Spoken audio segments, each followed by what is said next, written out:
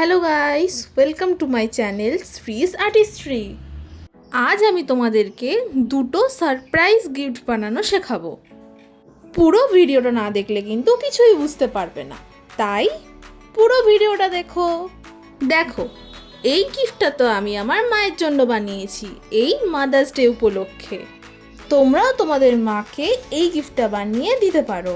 আশা করছি তোমাদের মায়েরও এই গিফটটা ভালো লাগবে।